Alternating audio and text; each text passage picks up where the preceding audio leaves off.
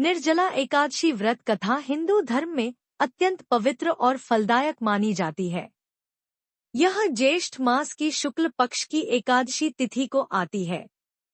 इस व्रत का विशेष महत्व इसलिए है क्योंकि यह व्रत बिना जल के निर्जला रखा जाता है और इसे करने से वर्ष भर की सभी एकादशियों का पुण्य प्राप्त होता है।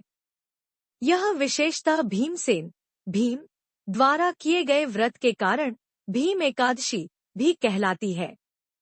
निर्जला एकादशी व्रत कथा महाभारत काल में जब भीमसेन ने ऋषि व्यास से पूछा, हे पितामह, मैं अन्य पांडवों की तरह एकादशी व्रत नहीं कर पाता क्योंकि मुझे भूख सहन नहीं होती।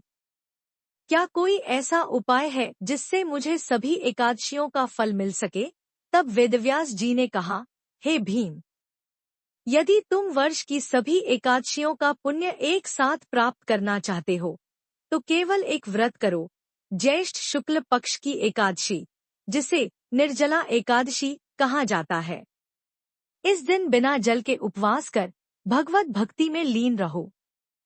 यह व्रत अत्यंत कठिन है, परंतु इसका फल सभी 24 एकादशियों के व्रतों के बराबर होता है। भीम ने इस कठिन व्रत को सहर्ष स्वीकार किया। उन्होंने पूरे दिन अन्नजल ग्रहण नहीं किया और रात्रि में भगवान विष्णु का ध्यान कर व्रत का पारण किया। उनके इस कठिन तप से प्रसन्न होकर भगवान विष्णु ने उन्हें आशीर्वाद दिया कि जो कोई श्रद्धा से इस व्रत को करेगा वह समस्त पापों से मुक्त हो जाएगा और विष्णुलोक को प्राप्त करेगा। व्रत का महत्व।